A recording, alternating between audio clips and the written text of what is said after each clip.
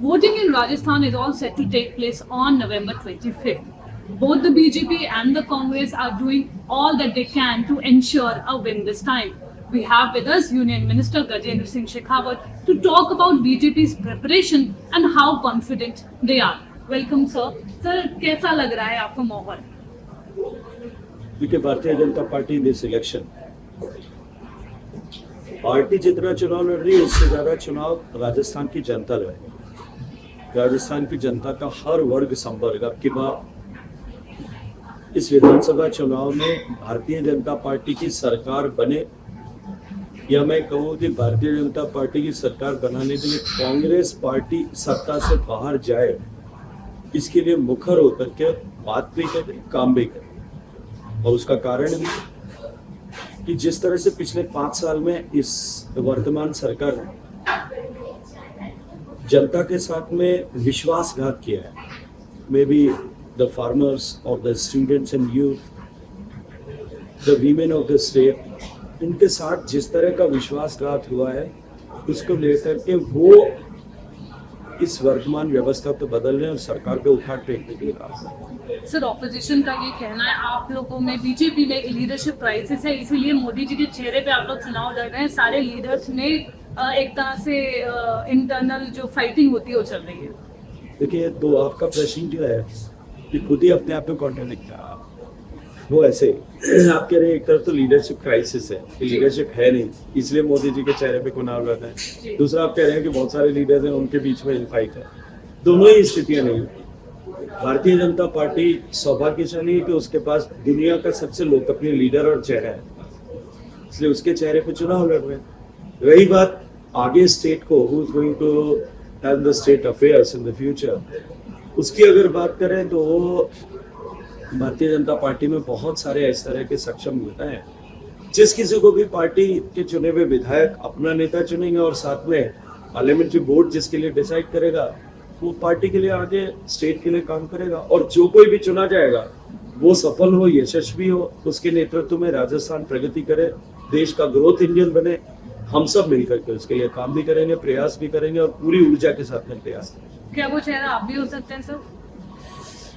देखिए, मैं तो इस दृष्टिकोण से सोचता हूँ, मैं इस दिशा में कभी कोई प्रयास और प्रयत्न नहीं किया। मैं तो वर्तमान में जीने वाला व्यक्ति हूँ। आज मुझे जो काम मिला हुआ है और आज मेरी जिम्मेदारी है, मेरा काम है कि भारतीय जनता पार्टी विजयी हो। माननीय प्रधानमंत्री जी ने मुझे काम दिया है कि देश को आने वाले समय में जब भारत विकसित बनेगा, उस विकसित भारत बनने की प्रक्रिया में जल की उपलब्धता कहीं चुनौती न बने, इसको इंश्योर करने के लिए मैं काम कर रहा हूँ। इससे आगे के विषय पर मैं सोचता हूँ ना, मैं देखता भी। सर, विजय वेलफेयर स्कीम्स हैं जो गहलोत गवर्नमेंट की, उन्होंने इलेक्शन से पहले भी काफी सारी स्कीम्स निकाल के वो लेके आए हैं। आपको लग रहा है कि जनता के पास, आप लोगों के पास दिखाने के लिए क्या है? आप क्या अल्टरनेटिव दे रहे हैं?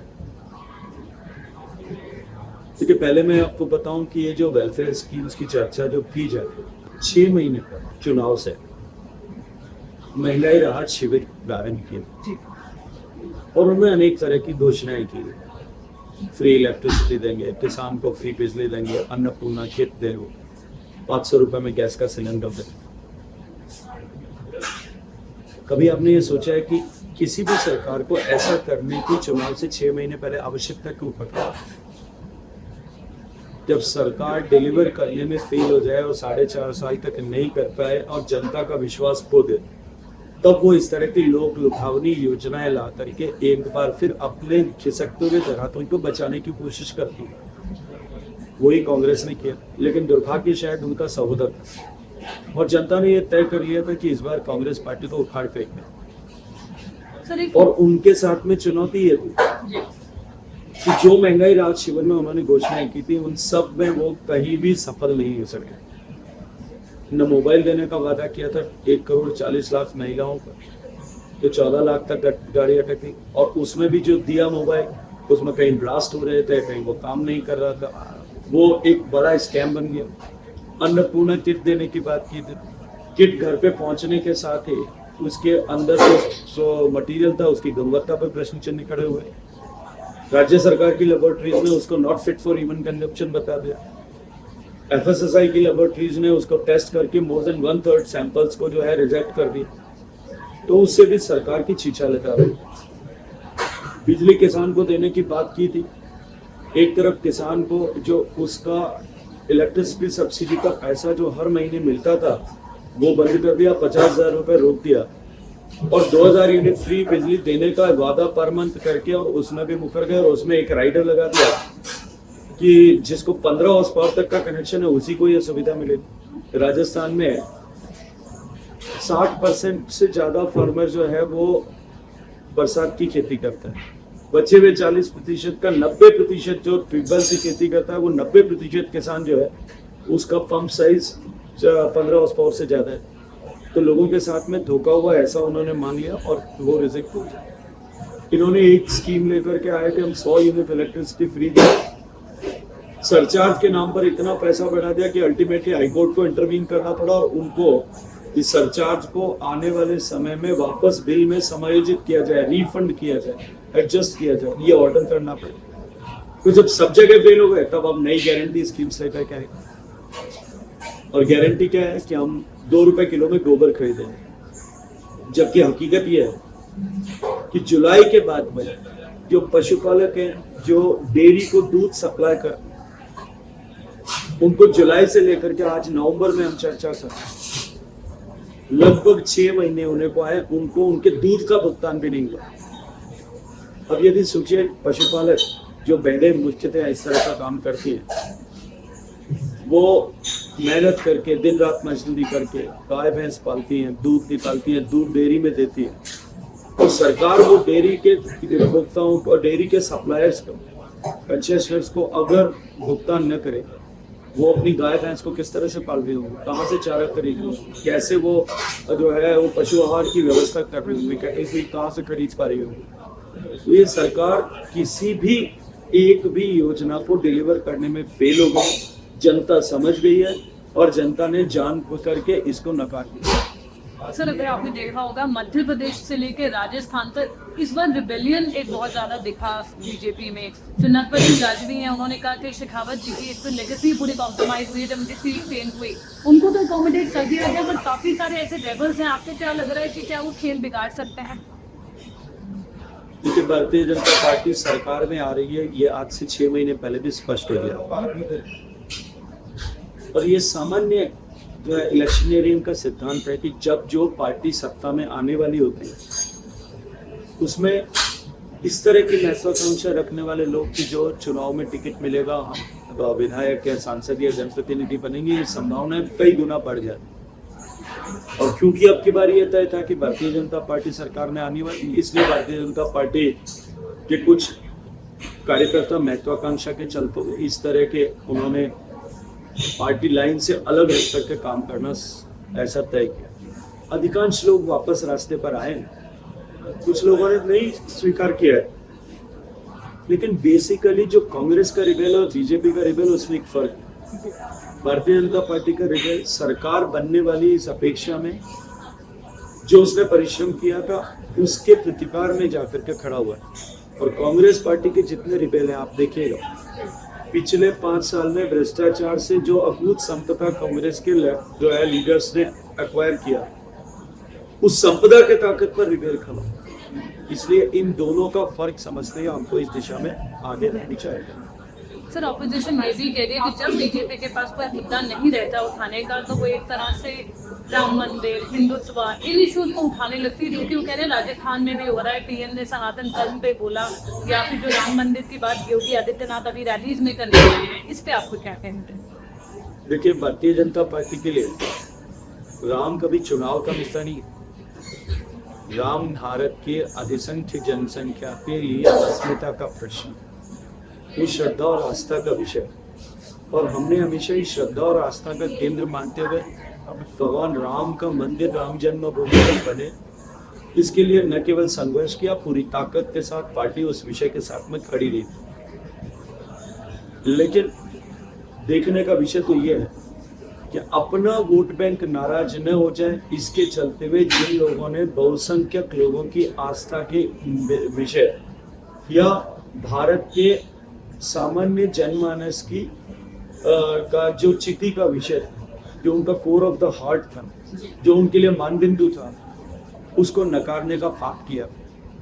अपने वोट बैंक को साधे रखने के लिए, अपने तुष्टीकरण के एजेंडा को बनाए रखने के लिए, जो कांग्रेस से सिंस बिगनिंग कांग्रेस का रहा है, उन्होंने एफिडेविट फाइल करके राम के अस्तित्व को नकारा था कि राम तो कपोल कल्पना है, ये कभी हुआ नहीं।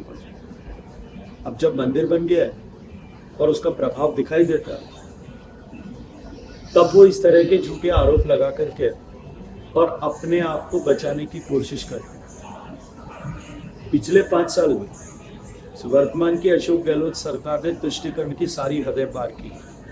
हिंदू त्योहारों पर प्रतिबंध लगाए, हिंदू उत्सवों पर प्रतिबंध लगाया गया और उनके उलट पीएफआई जैसे आतंकवादी संगठन के जुलूस सरकार के संरक्षण में निकाले गए। सीए के जो गरीब ऐसे बेचारा बेसहारा लोग अपनी बहू बेटियों की इज्जत बचाने के लिए अपना सब कुछ खो करके पाकिस्तान और अफगानिस्तान से भारत में आते हैं, उन शरणार्थियों को सुविधा देने के लिए जो कानून बनाया गया, उस कानून को का विरोध करते हुए माननीय मुख्यमंत्री जी खुद पैदल मार्च कर रहे थे। उनकी तुष्टीकरण की नीति के चलते जितने दंगे राजस्थान में हुए, उन दंगों की जांच में, गिरफ्तारी में, मुआवजे में, सब जगह तुष्टीकरण किया गया। उसके कारण से जो हौसले बढ़े, उनको चलते हुए कन्हैयालाल टेलर की गला रेत करके हत्या कर दी गई। जयपुर बम ब्लास्ट के अभियुक्तों को, आतंकवादियों को बचाने के लिए एक वकील तक की सुविधा जो है सरकार उनको सजा दिलाने के लिए नहीं दे पाई। ये सब राजस्थान की जनता समझती है। अब मैं आपसे एक बात करना चाहता हूँ कि राम जो हमारी आस्था का मान बिंदु है, अगर हम उसकी बात करें तो हम जो है वो सांप्रदायिक बात करें, लेकिन वो अगर खुलेआम करें तो वो गैर सांप्रदायिक है, ऐसा कैसे हो सकता है? सर, आपने लॉ एंड ऑर्डर की बात टच किया। बीजेपी काफ़ी समय से रैली, इस तरह की rally, law and order situation, unemployment को उठाती आ रही है। विमेन का खासकर लॉ एंड ऑर्डर से एक बड़ा इशू बनकर उभरा है, जिस पर आप भी काफ़ी बोलते रहे हैं। आपको क्या लग रहा है इस पर विमेन वोटर, जो कि खासकर अभी हमने देखा छत्तीसगढ़ में उन्होंने आउट नंबर किया है मेन को भी वोटिंग में, आपको क्या अपेक्षाएं हैं कि यहाँ क्या? देखिए, राजस्थान जिसकी पहचान महिलाओं के सम्मान से थी, महिलाओं की गरिमा और जो है प्रतिष्ठा को बनाए रखने के लिए राजस्थान में अनेक पीढ़ियों ने अपना आपको कुर्बान किया है।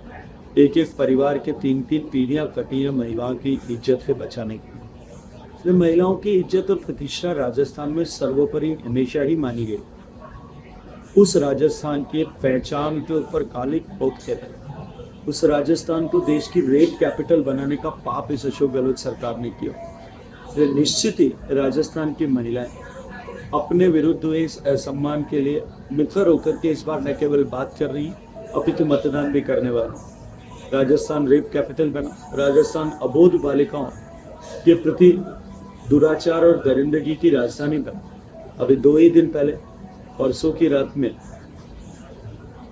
नागौर जिले के कांग्रेस के एक प्रत्याशी जो लाडनू से चुनाव लड़ रहे हैं, उनके समर्थकों ने, जो उनके राइट हैंड पिलर्स, उन्होंने रात को देर रात में एक 15 साल की बच्ची को अगवा किया। 3 लोगों ने दरिंदगी की और बाद में उनको, इस बच्ची को सड़क पर फेंक करके भाग गए। पुलिस ने भी रात भर मुकदमा दर्ज नहीं किया। ये गहलोत साहब की सरकार और गहलोत साहब बार बार ये स्टेटमेंट करते हैं कि हम एक फोन कॉल पर या एक ईमेल पर या एक व्हाट्सएप मैसेज पर हम मुकदमा दर्ज करते हैं। वो रात भर पुलिस, कांग्रेस पार्टी के नेताओं और मुख्यमंत्री कार्यालय के दबाव में रात भर पीड़िता के परिवार को पे दबाव बनाने की कोशिश करती रही कि वो मुकदमा न दर्ज करें। लेकिन आखिर जन भावना के दबाव में मुकदमा भी दर्ज हुआ और कार्रवाई भी प्रारंभ हुई है। कुछ लोगों की गिरफ्तारी भी हुई। ये कांग्रेस के चाल चरित्र और चेहरे तीनों को बेनकाब कर। सर, एक रेवगी कल्चर की काफ़ी बात होती है, काफ़ी क्रिटिसिज्म भी इसका बीजेपी ने भी किया है, पीएम ने भी किया है। लेकिन अगर हम राजस्थान का ही मैनिफेस्टो देखें तो बीजेपी ने भी खुद काफ़ी चीज़ें अनाउंस की है, जो उन्होंने कहा है हम आपको ये फ्री में देंगे या ये सिलेंडर इतने का देंगे। तो इसमें क्या डिस्टिंक्शन है? आप लोग भी एक तरह से वेलफेयर के कंडक्ट से प्रॉमिस कर रहे हैं। भारतीय जनता पार्टी का सिंस इंसेप्शन जब से बनी है या जनसंघ के उद्गम के समय से ये स्पष्ट सिद्धांत है कि सामान्य मानवी के जीवन में परिवर्तन लाना, समाज में अंतिम पायदान पर खड़े हुए व्यक्ति को सुविधाएं देकर के बराबरी तक लाना और उनकी क्षमताओं का संवर्धन करके देश का निर्माण करना। इसलिए कमिटमेंट के साथ में गरीब आदमी के जीवन में परिवर्तन लाना और उसको मूलभूत आवश्यकताओं के संघर्ष से उबारना। माननीय मोदी जी की सरकार ने गरीब को घर दिया, गरीब को गैस का चूल्हा दिया, गरीब को बैंक का खाता दिया, गरीब के घर में शौचालय बनवाए, गरीब के घर में बिजली पहुंचाए, गरीब को चिकित्सा के खर्च से मुक्ति मिलाए, किसान को जो है कर्ज से मुक्ति दिलाने के लिए 6,000 रुपये सम्मान निधि का और जो है सहयोग दिया। ये सारी योजनाएं जो है ये संतुष्टिकरण के लिए, लेकिन केवल और केवल वोट प्राप्त करने के लिए, चुनाव जीतने के उद्देश्य से चुनाव से ठीक पहले इस तरह की ताबड़तोड़ घोषणाओं को बिना किसी ठोस आधार और नीति के कि हम किस तरह से इसको इम्प्लीमेंट करेंगे, रिसोर्सेज कहाँ से आएंगे, ये रेवड़ी। अगर यही सारी बातें आपने सरकार बनने के साथ की हुई, अपने घोषणा पत्र में कांग्रेस पार्टी ने लागू की हो और उनको 5 साल तक धरातल पर उतारा तो शायद ये प्रश्न नहीं पैदा। अब आप चुनाव से 3 महीने पहले इस तरह की घोषणाएं करो और घोषणाएं करके और वोट साधने की कोशिश करो, तो ये जनता सब जानती है। सर, एक आखिरी प्रश्न मैं पूछना चाहूँगी, ये इलेक्शन जो 4-5 स्टेट्स में हो रहे हैं, ये नेशनल इलेक्शन से पहले आ रहे हैं, आप इनको किस तरह देखते हैं? नेशनल इलेक्शन पे इनका क्या कोई प्रभाव होगा? क्या इनका कोई महत्व नेशनल इलेक्शन के कुंडली से है? देखिए, वैसे ये प्रश्न ऐसा है कि इसका दोनों तरह से उत्तर दिया जा सकता है। निश्चित ही 5 राज्यों का चुनाव, मध्य प्रदेश, राजस्थान, तेलंगाना निश्चित ही बड़े राज्य हैं, छत्तीसगढ़, उनको चुनाव का प्रभाव कभी भी कहीं होता हो। लेकिन इससे आगे बढ़कर के यदि मैं 2018 के चुनाव के परिप्रेक्ष्य में बात करूं, राजस्थान, मध्य प्रदेश और छत्तीसगढ़ और तेलंगाना सभी राज्यों में भारतीय जनता पार्टी चुनाव हार गई। लेकिन 3 महीने बाद में जब लोकसभा के चुनाव हुए और देश की जनता देश के भविष्य के लिए अपनी सरकार चुन रही थी, तब उन्होंने मोदी जी को पूरी तरह से समर्थन दिया। 3 महीने बाद उस राजस्थान में जिसमें हम सरकार से बाहर हुए थे, वहां 100% सीटें थी। इसलिए लोकसभा के चुनाव में प्रत्यक्षतः निगेटिव इम्पैक्ट हो, इसकी कोई संभावना नहीं होगी। आज मैं जिम्मेदारी के साथ में कह रहा हूं कि इस बार फिर 25 की 25 सीटें भारतीय जनता पार्टी लोकसभा में जीतने वाली है। लेकिन चूंकि भारतीय जनता पार्टी की सरकार भी बनना सुनिश्चित है, तो ये सोने में सुहागे जैसी स्थिति होगी।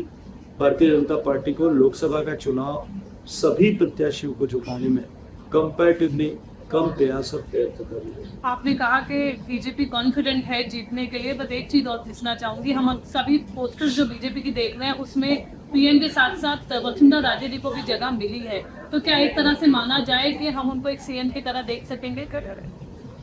देखिए कि किसी भी संभावना को रूल आउट राजनीति में नहीं किया जा सकता। वसुंधरा जी बेशक हमारी वरिष्ठ नेता हैं, पार्टी के राष्ट्रीय उपाध्यक्ष हैं, 2 बार पार्टी के अध्यक्ष रही हैं, 2 बार पार्टी की तरफ से चीफ मिनिस्टर रही हैं। तो ऐसी किसी संभावना को नकारा भी नहीं जा सकता, लेकिन केवल फोटो आना किसी इसका जो है पर्याय भी नहीं हो सकता। जैसा मैंने कहा कि लोकतांत्रिक पद्धति से विधायक अपना नेता चुनेंगे जी, और उसके आगे बढ़कर के पार्लियामेंट्री हुए उस पर मोहर लगाए। वही राजस्थान की राजनीति को आगे भारतीय जनता पार्टी की सरकार की दृष्टि से आगे जो है लीड करेगा निश्चित। हमारे साथ बात करने के लिए बहुत बहुत धन्यवाद sir. This is Neelam Pandey recruiting with Manisha from Rajasthan.